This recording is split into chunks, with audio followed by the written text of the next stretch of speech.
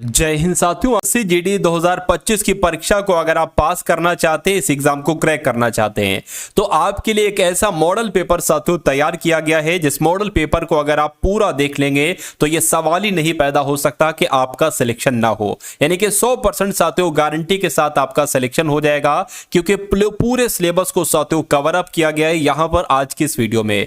तो यहां पर अगर बात करें साथियों, सबसे पहले मैं आपके लिए हिंदी के 20 क्वेश्चन लेकर आया हूं। अगर आप चाहते हैं कि आपका सिलेक्शन हो जाए, आप अपनी तैयारी को आंकना चाहते हैं, तो मैं कहूंगा साथियों इन 20 सवालों में से 13 सवाल आपको बिल्कुल सही करना है। 13 से कम आपका स्कोर नहीं होना चाहिए, यह समझ लीजिए। आपकी हिंदी अच्छी मानी जाएगी कि अगर 13 का या 13 से ऊपर आपका स्कोर होता है। तो इस स्कोर को अचीव करने के लिए साथियों लग जाइए। बहुत छोटी क्लास है, बहुत लंबी क्लास नहीं है, और सभी टॉपिक को कवर किया गया है इस एकमात्र वीडियो के माध्यम से। देखिए पहला सवाल आपकी स्क्रीन पर, निम्नलिखित में से सही वर्तनी कौन सी? अश्वत्थामा कैसे लिखा जाता है? ऐसे नहीं, ऐसे नहीं, ऐसे नहीं साथियों। अश्वत्थामा कैसे लिखा जाता है? जैसे आपका ऑप्शन नंबर डी में लिखा हुआ है। हथियार डाल देना, यह मुहावरा आप बहुत बोलते होंगे। इसका मतलब क्या होता है साथियों? हार मान लेना, इसका मतलब होता है। जिनका आंसर यहां पर बी मैं कहूंगा बिल्कुल करेक्ट है। दो वर्णों के मेल को क्या कहा जाता है? यानी कि जब दो वर्ण आपस में साथियों वो मिलन हो जाता है, मेल हो जाता है, तो वही तो साथियों संधि होती है। यह आपको नहीं पता होगा, लेकिन आप लोग ध्यान रखेंगे।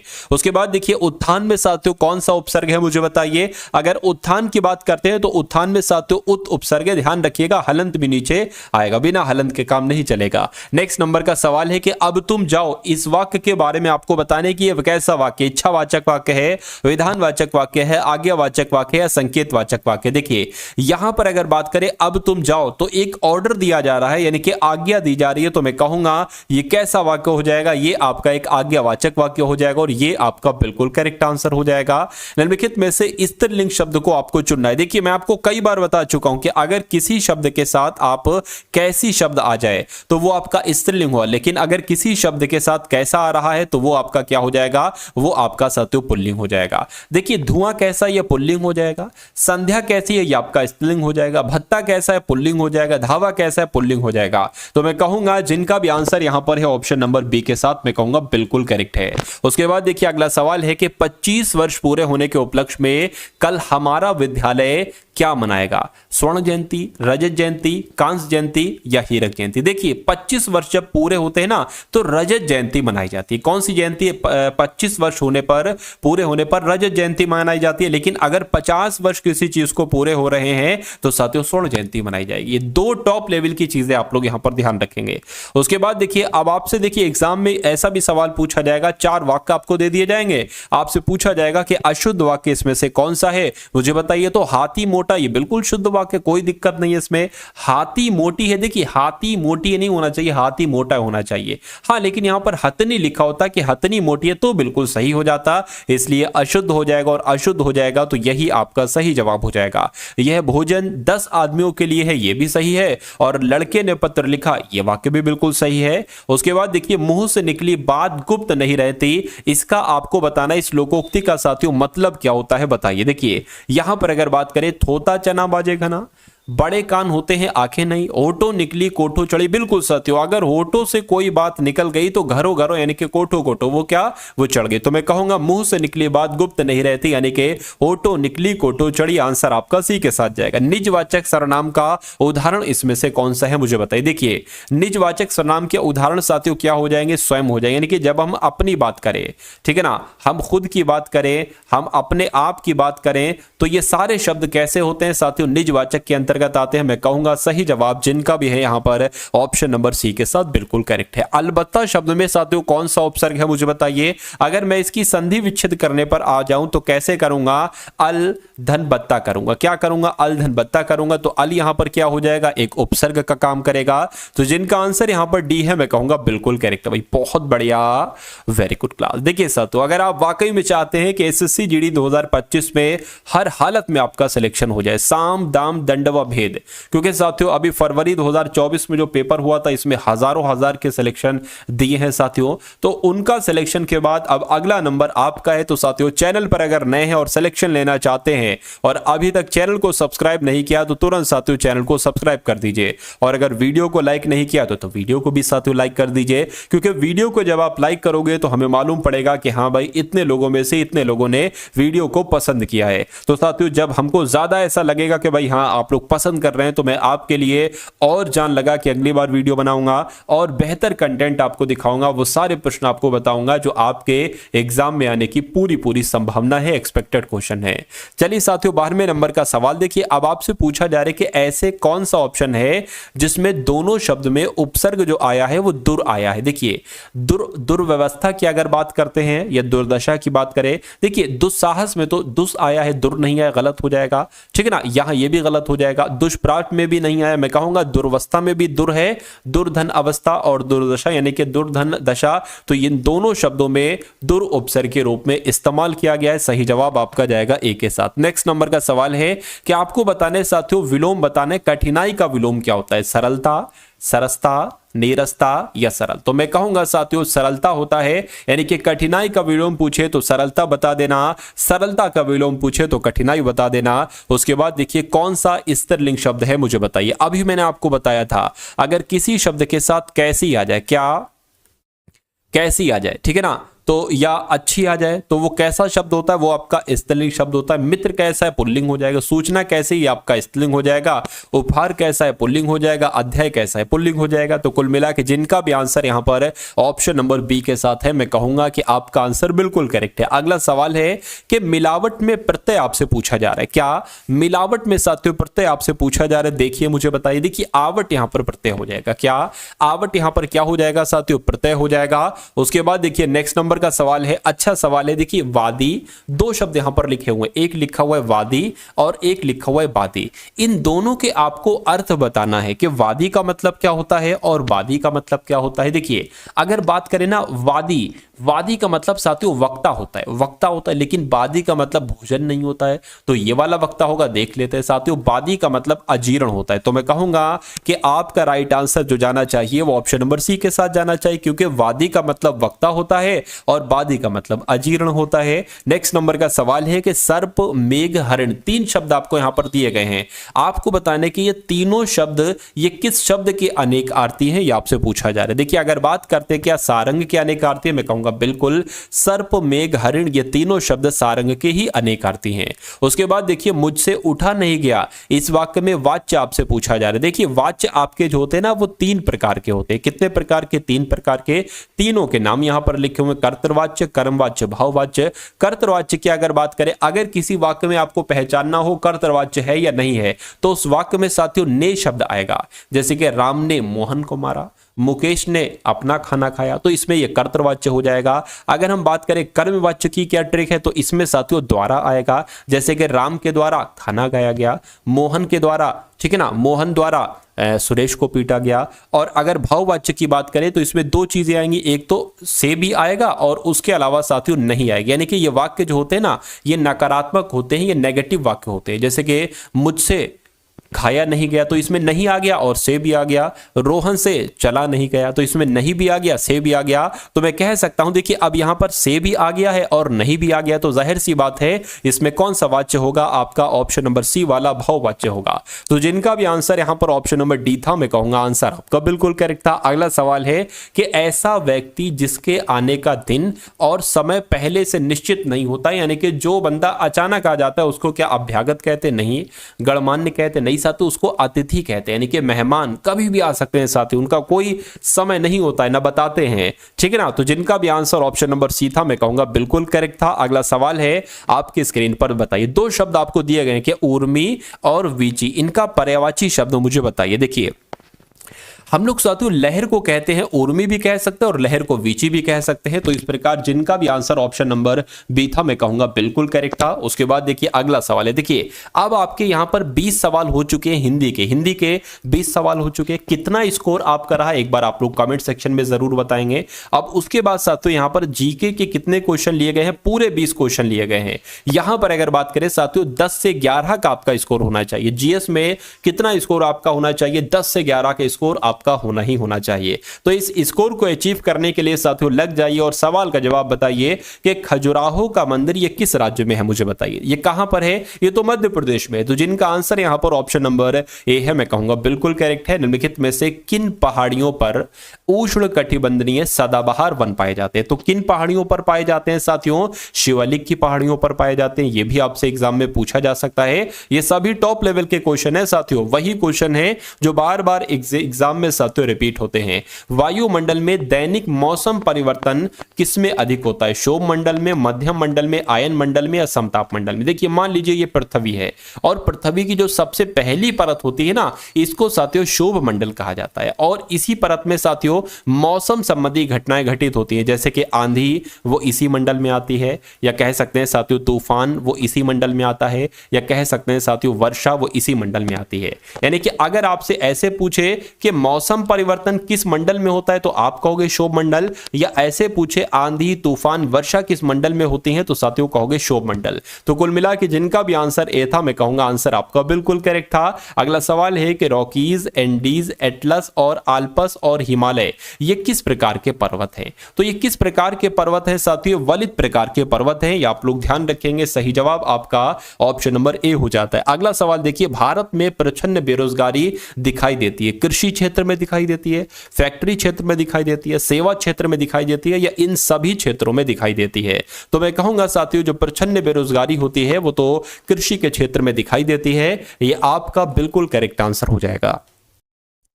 उसके बाद देखिए अगला सवाल है आपकी स्क्रीन पर। इस सवाल को देखिए साथियों और मुझे बताइए कि सही जवाब क्या होगा। देखिए यहां पर कहा गया है भारतीय अर्थव्यवस्था को सबसे अच्छे ढंग से किन शब्दों में व्यक्त किया जा सकता है, यानी कि भारत की अर्थव्यवस्था कैसी अर्थव्यवस्था है, सिर्फ इतना सा जवाब आपसे मांगा जा रहा है। देखिए साथियों आपकी जो परीक्षा है ना एसएससी जीडी, अगर बात करें एसएससी जीडी, ठीक है ना, एसएससी जीडी, एक सेकेंड, यानी कि जनवरी महीने में आपकी साथियों जो परीक्षा है ना वो संभावित है। एसएससी जीडी 2025 की आपकी जो परीक्षा है इसके सिलेबस की जब हम बात करते हैं साथियों तो इसके सिलेबस में आपसे 4 विषय पूछे जाएंगे।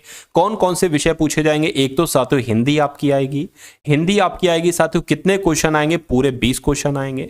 उसके अलावा साथियों रीजनिंग आपकी आएगी, रीजनिंग की अगर बात करते हैं रीजनिंग के भी आपके 20 क्वेश्चन आएंगे, आपको पता है। और मैथ की अगर बात करें साथियों तो मैथ के कितने क्वेश्चन आएंगे, मैथ के भी यहां पर पूरे के पूरे 20 क्वेश्चन आएंगे। और जीएस की अगर बात करते हैं तो जीएस के कितने क्वेश्चन, 20 क्वेश्चन आएंगे। यानी कि 80 क्वेश्चन का आपका पेपर आएगा। कितने, 80 क्वेश्चन का आपका पेपर आएगा।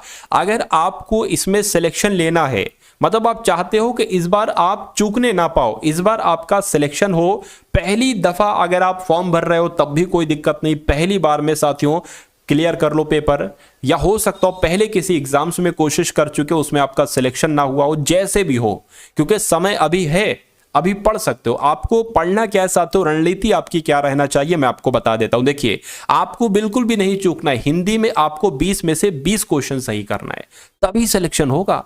मैं नहीं कह रहा कि 18 कर दो सिलेक्शन नहीं होगा, हो सकता है, लेकिन आपको जो चीज आप बहुत आसानी से कर सकते हो उसमें फिर आप रिस्क क्यों लो।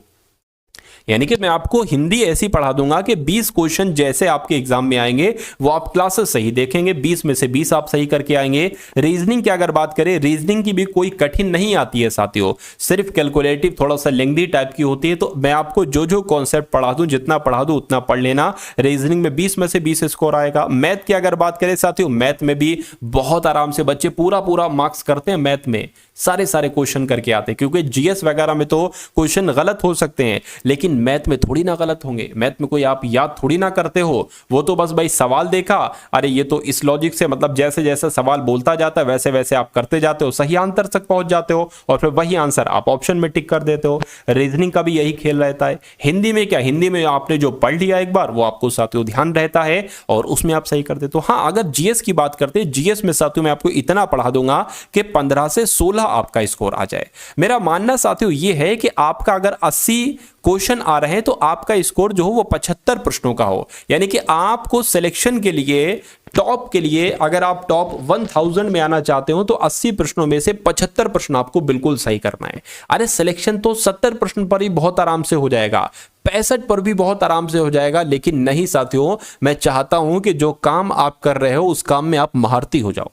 और जो काम करो, देखो अगर पढ़ाई कर रहे हो तो फिर पढ़ाई उस हिसाब से करो कि पढ़ाई पानी मांग जाए। क्या? पढ़ाई पानी मांग जाए। या अगर पढ़ाई नहीं कर रहे हो, कोई बिजनेस वगैरह कर रहे हो, तो बिजनेस भी ऐसे करो कि ये समझ लीजिए तरक्की आपकी हो। ऐसा सिर्फ दिखावा नहीं करना है कि भाई मैं तो जीडी की तैयारी कर रहा हूं या मैं कोई और काम कर रहा हूं। नहीं साथियों, जिसमें अगर आप जो भी काम कर रहे हैं उसमें पूरा आप एक्सपर्ट बनिए, उसमें पूरा आप निपुण बनिए। तो मैं आपको हिंदी में निपुण बना दूंगा, रीजनिंग में, मैथ में, जीएस में अगर बात करें, जीएस जितनी भी पढ़ो, फिर समझ लीजिए 16-17 से ज्यादा इंसान नहीं कर पाते, तो इतना तो मैं आपको पढ़ा दूंगा। 15 से 17 आपका, 15 से 16 आपका स्कोर आ जाएगा, 16 लिखा होना चाहिए, ठीक है ना। चलिए तो साथियों यहां पर इसलिए इस चैनल को आप सभी लोग सब्सक्राइब कर लीजिए। अभी थोड़ा सा मैं बिजी हूं एसएससी एमटीएस एग्जाम में, लेकिन जैसे ही मुझे फुर्सत मिलती है, ठीक है ना, फुर्सत नहीं कह सकते, एसएससी जीडी का एग्जाम थोड़ा सा लगा हुआ है, कुछ दिन में ये निपट जाएगा। उसके बाद साथियों मैं आपको, मतलब मैं खुद को आप में झोंक दूंगा, जीडी वाले एग्जाम में साथियों झोंक दूंगा और पूरी कंप्लीटली तौर से तैयारी आपकी कर पाऊंगा, ठीक है ना। चलिए तो इस वीडियो को साथियों आप लोग लाइक कर दीजिए। आप लोग लाइक नहीं करते हो भाई, कहना पड़ता है आपसे लाइक के लिए, बिना कहे वीडियो को लाइक कर दिया करो। अगला सवाल देखिए, तो मैं ये कह रहा था कि भारत की अर्थव्यवस्था कैसी है, ये आपको मालूम होना चाहिए। भारत की अर्थव्यवस्था मिश्रित अर्थव्यवस्था है। कैसी अर्थव्यवस्था है साथियों? मिश्रित अर्थव्यवस्था है। उसके बाद देखिए नेक्स्ट नंबर का सवाल है, सार्वजनिक वितरण प्रणाली का लक्ष्य आपसे पूछा जा रहा है। क्या पूछा जा रहा है साथियों? लक्ष्य आपसे पूछा जा रहा है। तो अगर बात करें गरीबों को खाद्य सुरक्षा उपलब्ध कराना, क्या यह सार्वजनिक वितरण प्रणाली का लक्ष्य है? मैं कहूंगा बिल्कुल। जमाखोरी एवं काला बाजारी पर रोक लगाना, क्या यह सार्वजनिक वितरण प्रणाली का लक्ष्य? मैं कहूंगा हाँ। व्यापारियों द्वारा अधिक मूल्य लिए जाने से रोक लगाना, यह भी साथियों सार्वजनिक वितरण प्रणाली का लक्ष्य है। तो मैं कहूंगा कि राइट आंसर हमारा और आपका जो जाएगा वो ऑप्शन नंबर डी के साथ जाएगा। उसके बाद देखिए, संविधान के किस संशोधन अधिनियम के द्वारा 6 से 14 वर्ष के सभी बच्चों के लिए शिक्षा के अधिकार को मौलिक अधिकार बनाया गया? शिक्षा का अधिकार क्या है? शिक्षा का अधिकार एक मौलिक अधिकार है, ठीक है ना। और 6 से 14 वर्ष तक के बच्चों के लिए तो शिक्षा कराना ही कराना, ये मौलिक अधिकार है उनका। तो ये कौन से संविधान संशोधन के तहत किया गया था? 86वां संविधान संशोधन अधिनियम के तहत किया गया था कि भैया 6 से 14 वर्ष के सभी बच्चों के लिए शिक्षा के अधिकार को एक मौलिक अधिकार बना दिया गया था। उसके बाद देखिए, दल बदल से संबंधित प्रावधान जो है ना, वो कौन सी अनुसूची में है? 5वीं अनुसूची में है, 6ठी अनुसूची में, 8वीं अनुसूची में, 10वीं अनुसूची में है? तो मैं कहूंगा 10वीं अनुसूची में है। सही जवाब आपका डी के साथ जाएगा।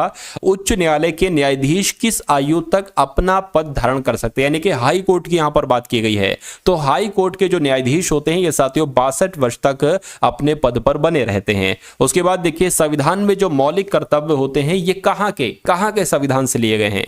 जर्मनी के संविधान से, आयरलैंड के संविधान से, पूर्व सोवियत संघ के संविधान से, या दक्षिण अफ्रीका के संविधान से? तो मैं कहूंगा ये तो पूर्व सोवियत संघ के संविधान से लिए गए हैं, यानी कि रूस के संविधान से लिए गए हैं मौलिक कर्तव्य, मूल कर्तव्य। चलिए भाई, उसके बाद देखिए, डिस्कवरी ऑफ इंडिया ये किसने लिखी? तो डिस्कवरी ऑफ इंडिया साथियों के लेखक कौन है? मैं कहूंगा पंडित जवाहरलाल नेहरू है। राइट आंसर आपका ए के साथ जाएगा। उसके बाद देखिए, सयाद्रात किस धर्म के दर्शन का मूल आधार है? मुझे बताइए। जैन धर्म का, बौद्ध धर्म का, शैव धर्म का, या साथियों भगवत धर्म का? आपका सही जवाब यहां पर जैन धर्म के साथ जाएगा। उसके बाद देखिए कि अशोक के किस शिलालेख में उसकी कलिंग विजय का वर्णन किया गया है? तो यहां पर अगर साथियों हम लोग बात करते हैं 13वें की अगर बात करें तो अशोक के किस शिलालेख में उसकी कलिंग विजय का वर्णन किया गया है, राइट आंसर आपका डी हो जाता है। अगला सवाल देखिए कि सल्तनत कालीन किस सुल्तान ने सबसे पहले किसानों पर सिंचाई कर तथा ब्राह्मणों पर जजिया कर लगाया? तो यहां पर अगर साथियों बात करते हैं तो फिरोज शाह तुगलक आपका बिल्कुल सही जवाब हो जाएगा, क्योंकि फिरोज शाह तुगलक ने सबसे पहले किसानों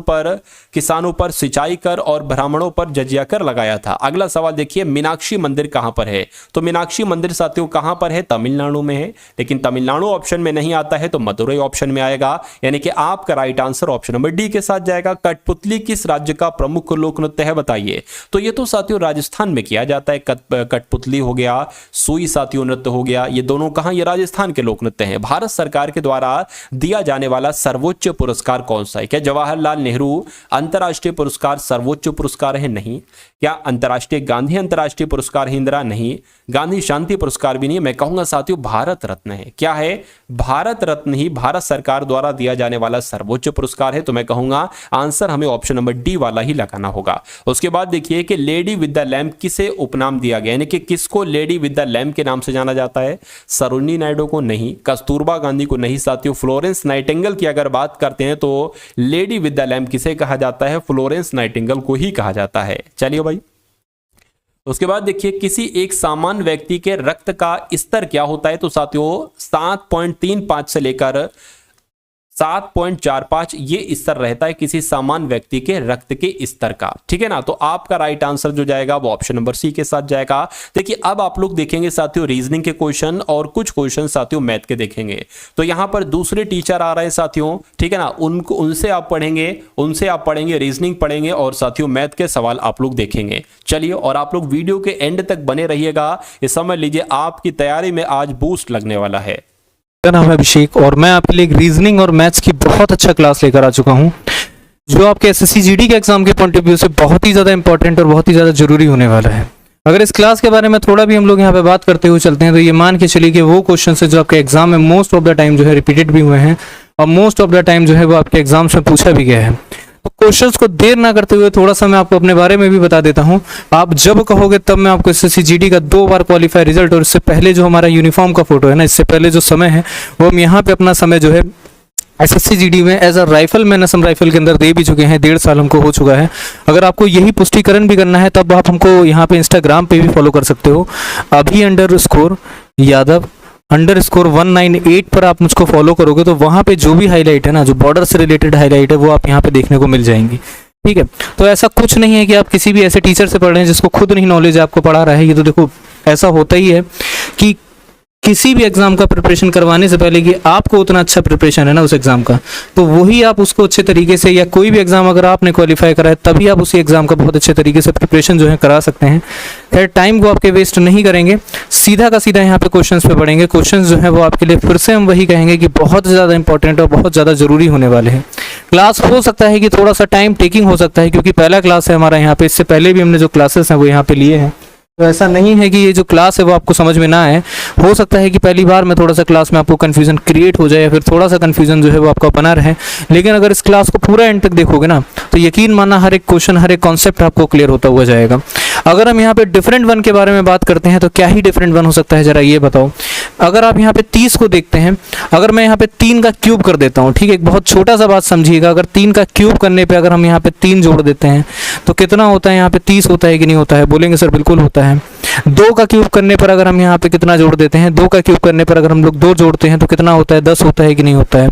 ठीक इसी तरीके से अगर हम लोग 5 का क्यूब करते हैं तो 5 का क्यूब कितना आता है? सीधा सीधा जो है यहाँ पे 125 आता है। इसके अलावा अगर हम यहाँ पे देखेंगे ये जो तीनों का तीनों नंबर दे रखा है ना, किसी भी नंबर का क्यूब नहीं है, 125 जो है वो यहाँ पे 5 का क्यूब है। इस हिसाब से जो हमारा सी वाला ऑप्शन है वो क्या हो जाएगा, यहाँ पे करेक्ट आपका ऑप्शन आंसर बनेगा। इस चीज को बहुत अच्छे तरीके से याद रखेंगे। अगला क्वेश्चन देखेंगे क्या है, ठीक है। चलिए अगले क्वेश्चन पे अगर हम लोग यहाँ पे बढ़ते हैं, यहाँ से ये वाला क्वेश्चन लीजिएगा, ठीक है। ये थोड़ा सा रॉन्ग लिख चुका है कि ए जो है यहाँ पर क्या है, बी का पिता है, ठीक है, और सी का यहाँ पर क्या है, दादा है।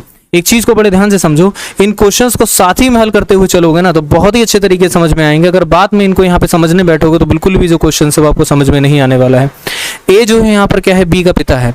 अगर हम लोग ए के बारे में बात करते हैं तो यहाँ पर क्या हो जाता है कि ए जो है यहाँ पर किसका पिता हो जाता है, ए जो है वो यहाँ पे बी का पिता हो जाता है। हमने कहा ठीक है सर, बिल्कुल अच्छे तरीके से समझ गए कि ए जो है यहाँ पर किसका पिता है, बी का पिता है।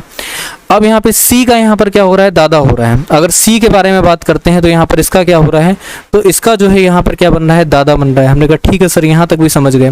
जो D का यहाँ पर क्या है, C का जो है यहाँ पे दादा है, और D का यहाँ पर क्या हो जाता है, D का जो है वो यहाँ पे भाई हो जाता है। ठीक है, C का यहाँ पर दादा है, D का भाई है, तो E जो है यहाँ पर D की माँ है।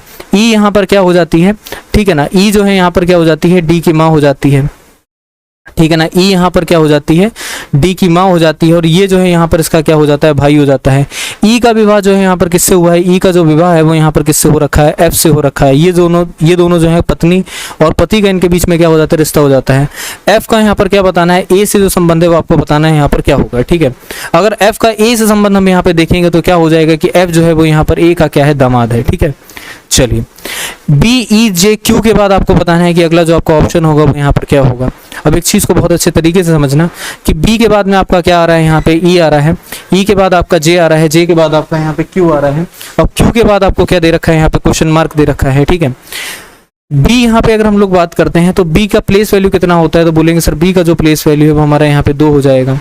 E का जो प्लेस वैल्यू है वो हमारा यहाँ पर क्या हो जाएगा, 5 हो जाएगा। ठीक है, एक चीज़ को बड़े ध्यान से समझो कि सर B का जो प्लेस वैल्यू है वो यहाँ पर क्या हो जाएगा, B का प्लेस वैल्यू आपका 2 हो जाएगा, E का प्लेस वैल्यू आपका 5 हो जाएगा।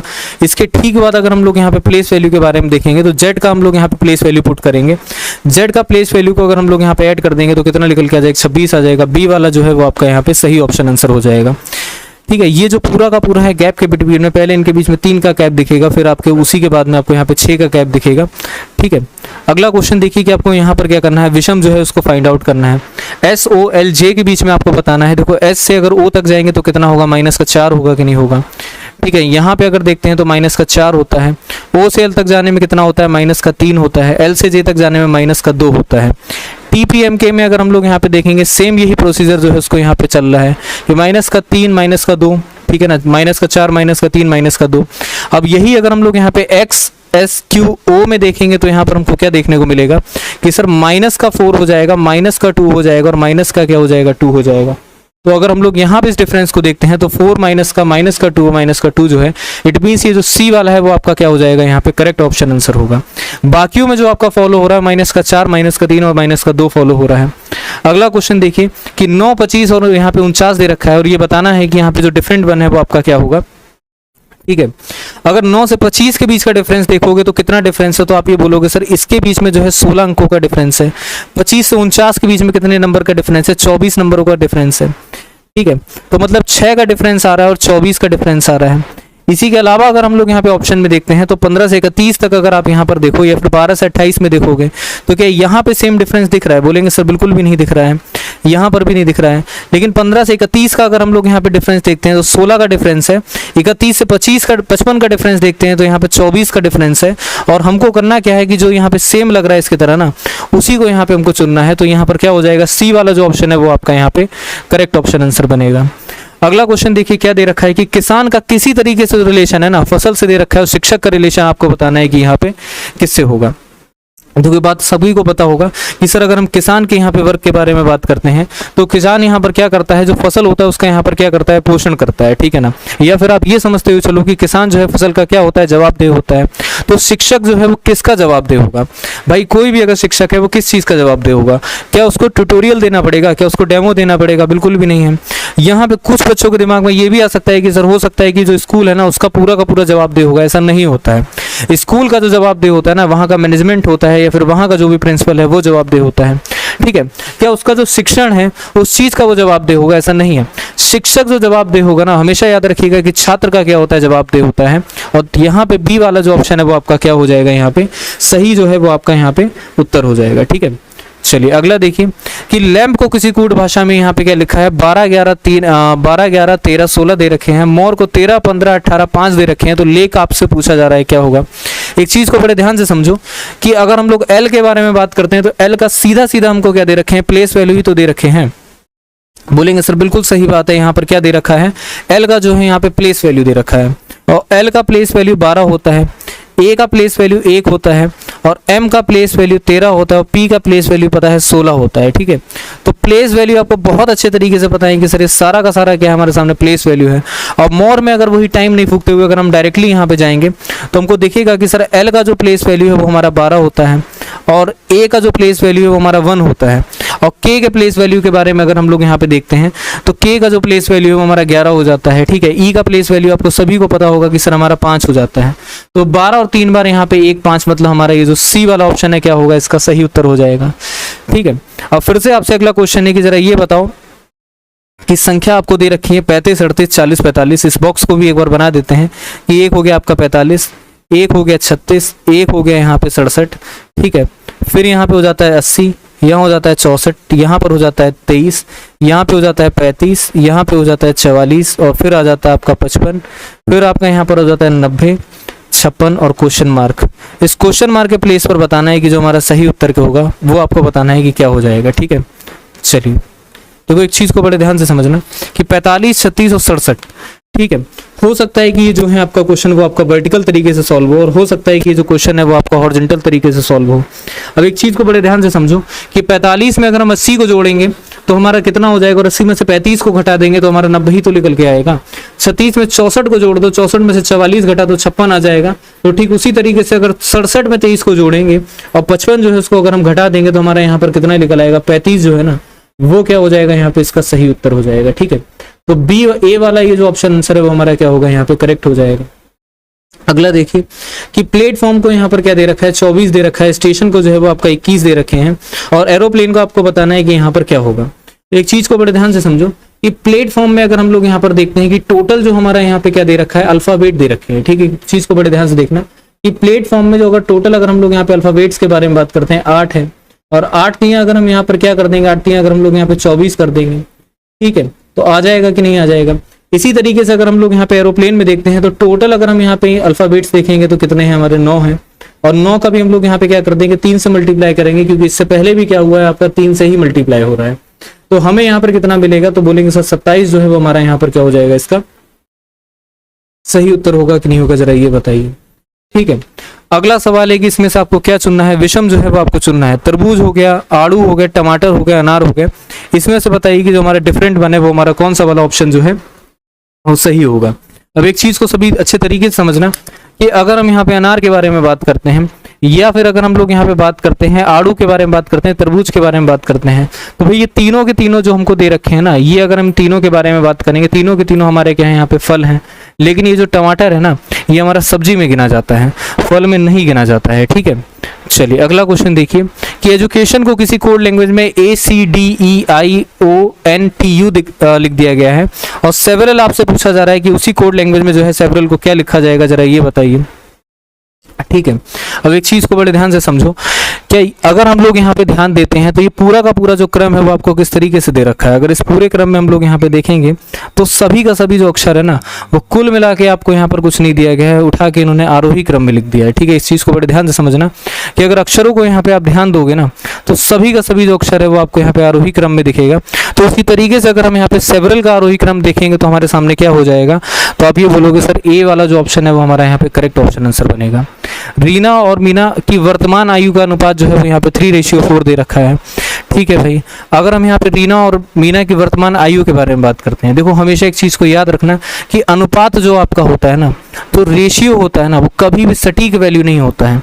यहाँ पे अगर रेशियो के बारे में एक चीज हमेशा याद रखोगे कि इसके साथ में 3x और इसको 4x क्यों लिखेंगे, क्योंकि ये लगभग क्या होता है कि एक मान माना जाता है कि इतना हिस्सा हो सकता है या फिर इतना हिस्सा हो सकता है। किसी भी चीज का कोई भी हिस्सा अगर हम निकाल के बात करते हैं तो उसको हमेशा जो है वो किस में कंसीडर करा जाता है, हमेशा जो है वो आपका रेशियो में ही कंसीडर करा जाता है। रीना और मीना यहाँ पे क्या हो जाते हैं, 2 लोग हो जाते हैं। रीना का जो यहाँ पे आयु है वो कितना दे रखा है, 3x दे रखा है। ठीक है, बोलेंगे सर बिल्कुल ठीक है।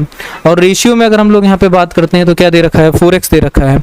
अब आपसे यहाँ पे बोल क्या रहा है कि यदि रीना की आयु जो है ना 21 वर्ष है, अगर रीना की आयु के बारे में हम लोग बात करते हैं कि तो रीना की जो आयु है 3x बराबर कितना है, 21 है यहाँ पे, तो यहाँ पे x बराबर कितना हो जाएगा 7 ही तो निकल के आ जाएगा। बोलेंगे सर बिल्कुल सही बात है। तो जो मीना का आयु है वो कितना होगा, तो ये उठा के यहाँ पे क्लियर कर लेंगे। एक का एज हमको पता है कितना है 21 वर्ष है, और यहीं पे दूसरे को उम्र निकालेंगे तो x बराबर हमें पता है कितना 7 है, तो 4 इंटू कितना हो जाएगा 7, और इक्वल टू हमारा यहाँ पर कितना हो जाएगा 28 हो जाएगा। ठीक है, और यही हमारा यहाँ पर क्या होगा, कुल मिला के सही जो है वो आपका ऑप्शन आंसर बन जाएगा कि सर सी वाला जो है वो हमारा यहाँ पे करेक्ट ऑप्शन आंसर बनेगा। ठीक है, अगला देखो हमारे सामने ऑप्शन क्या दे रखा है कि इसको सार्थक क्रम में लगाना है। दवाई हो गया, बीमारी हो गया, रिकवरी हो गया, डॉक्टर हो गया। अब एक चीज को बड़े अच्छे तरीके से बताना भाई, क्या मुंह उठाते ही कहीं डॉक्टर के पास चले जाओगे? कभी भी नहीं जाओगे। सबसे पहले व्यक्ति क्या पड़ता है, बीमार पड़ता है कि नहीं पड़ता है? बोलेंगे सर बिल्कुल बीमार पड़ता है। बीमार पड़ने के बाद वो सोचता है कि भाई मुझको दवा लेने के लिए जाना है ना, तो कहेंगे सर बिल्कुल सही बात है। अरे भाई दवा लेने तो तभी जाओगे ना, कि दवा से पहले तो दवा आपको वही देगा, डॉक्टर ही देगा, तो उससे पहले कहाँ पे जाओगे? तो ये हमेशा याद रखो कि दवा लेने के लिए डॉक्टर के पास जाएंगे तो बीमारी तो पहले लग गई है, फिर आप डॉक्टर के पास जाओगे, डॉक्टर आपको देखेगा, देखने के बाद में आपके लिए दवा लिखेगा, दवा लिखने के बाद में ही आप क्या होगे, रिकवर होगे। तो बहुत अच्छे तरीके से यहाँ पे इस चीज को समझना कि सर सेकंड वाला ऑप्शन जो है वो हमारा प्लेस 1 पे आ जाएगा। सेकंड के बाद अगर अगले ऑप्शन के बारे में बात करते हैं तो आप यहाँ पर क्या जाओगे, डॉक्टर के पास जाओगे कि नहीं जाओगे? कहेंगे सर बिल्कुल जाएंगे, और इस हिसाब से जो हमारा डी वाला ऑप्शन है ना, ये हमारा यहाँ पर क्या होगा, सही उत्तर हो जाएगा। ठीक है, अगला क्वेश्चन देखिए, आपको क्या करना है कि निम्नलिखित में से जो है आपको भिन्न को यहाँ पे चुनना है, मतलब डिफरेंट वन को यहाँ पे आपको चुनना है। ठीक है, अब ये बताओ कि 4 8 7 9 6 4 6 5 7 और 8 9 2 में क्या हो सकता है? कुछ बच्चा जो है ना यहाँ पे सीधा सीधा दिमाग ये लगाएगा कि सर यहाँ पे सम विषम देख लेते हैं, या फिर जो लास्ट वाला ऑड और इवन वाला यहाँ पे देखते हैं, सम विषम को ही देखेंगे, लेकिन ऐसा नहीं है। 4 और 8 7 को जोड़ोगे, अगर हम इनके अंकों को अलग अलग करके जोड़ते हैं तो यहाँ पे कितना निकल के आ रहा है, तो बोलेंगे सर हमारा 4 + 8 + 7 जो है कितना होता है, 19 होता है। ठीक है, होता है कि नहीं होता है? चलिए, 9 + 6 + 4 हमारा कितना हो जाता है? तो आप ये बोलोगे सर 9 + 6 + 4 जो है ये भी हमारा कितना बनता है, 19 ही तो बनता है। कहेंगे सर बिल्कुल हमारा यहाँ पर क्या होता है, 19 होता है। चलो भाई, 6 5 और 7 को अगर हम लोग यहाँ पे जोड़ेंगे तो कितना हो जाएगा, 6 + 5 + 7 जो है वो हमारा यहाँ पर कितना होगा, 18 होगा कि नहीं होगा? तो ये हमारा किसके इक्वल्स टू नहीं है, तो ये हमारा 19 के इक्वल्स टू नहीं है। इस वजह से हमारा ये जो सी वाला ऑप्शन है क्या बनेगा, सी वाला जो है वो हमारा यहाँ पे करेक्ट ऑप्शन आंसर हो जाएगा। ठीक है, चलिए अब यहाँ पर से जो कुछ क्वेश्चन है ना, इन क्वेश्चन के बारे में बात करेंगे। अब अगर यहाँ पर से क्वेश्चंस के बारे में बात करते हैं तो आप यहाँ पर से समझ पाओगे कि ये जो हमारा क्वेश्चंस है ना, इन क्वेश्चंस में अगर हम लोग यहाँ पे देखेंगे तो अगर हम लोग यहाँ पे इस क्वेश्चंस के बारे में बात कर रहे हैं तो मेनली जो है वो आपका मैथ का जो है पोर्शन वो आपका स्टार्ट हो चुका है। और मैथ के पोर्शन में अगर हम लोग यहाँ पे ध्यान देते हैं तो पहला क्वेश्चन आपका बहुत ही अच्छे तरीके से दिया गया है कि एक व्यापारी जो है 24,500 रुपये में, ठीक है, इस चीज़ को समझना कि 24,500 रुपये में एक सोफा सेट के अंकित मूल्य पर 5% के क्या करता है, 2 डिस्काउंट लेता है। तो सोफा सेट का जो विक्रय मूल्य है वो आपको बताना है क्या होगा। देखो भाई, सीधा सीधा मतलब यहाँ पर समझो कि एक सोफा सेट का जो मूल्य है ना 24,500 रुपया है। अगर उस पर हम 2% यहाँ पर 2 डिस्काउंट लगाते हैं 5% के, हमेशा एक चीज को बड़े ध्यान से समझना कि जो भी आपका डिस्काउंट है ना वो हमेशा क्या हो जाएगा, 100 में से माइनस हो जाएगा।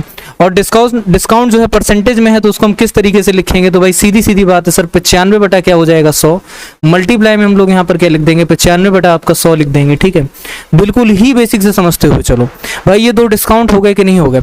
अगर यहाँ पर ये होता है कि उसको 5% का लाभ हो रहा है तो हम लोग यहाँ पर क्या कर देते, 100 में यहाँ पे जोड़ देते। ठीक है, 5 को जोड़ देते हैं, परसेंट आ रहा है इसीलिए यहाँ पर किसका यूज हो रहा है, 100 का यूज हो रहा है। ठीक है, 2 बातों को बड़े अच्छे तरीके से समझना। अगर हम लोग यहाँ पे देखते हैं कि हमारे सामने क्या दे रखा है, 24,500 मल्टीप्लाई में यहाँ पर क्या है 95 बटा 100, और मल्टीप्लाई में हमको क्या दे रखा है, 95 बटा हमको 100 दे रखे हैं, और पूछ रहे हैं कि जो हमारा सही उत्तर है वो हमारा क्या होगा। अब एक चीज को बड़े ध्यान से समझो, क्या 2 0 से 2 0 हमारा यहाँ पे कटेगा, बोलेंगे सर बिल्कुल हमारा क्या हो जाएगा, 2 0 से 2 0 जो है बहुत अच्छे तरीके से कट जाएगा। ठीक है, चलिए इसी के अलावा अगर हम लोग यहाँ पे देखते हैं, देखो कौन सा नंबर जो है किससे यहाँ पे कट रहा है। ठीक है, नंबर्स का जो गेम है ना ये आपके लिए बहुत ज्यादा जरूरी होता है। हमेशा याद रखो, अगर एसएससी के किसी भी एग्जाम का प्रिपरेशन कर रहे हो जिसमें मैथ भी निकल के आता है, तो मैथ के अंदर जो नंबर का गेम है ना, जो कैलकुलेशन का गेम है, वो आपके लिए बहुत ही ज्यादा महत्वपूर्ण रहता है।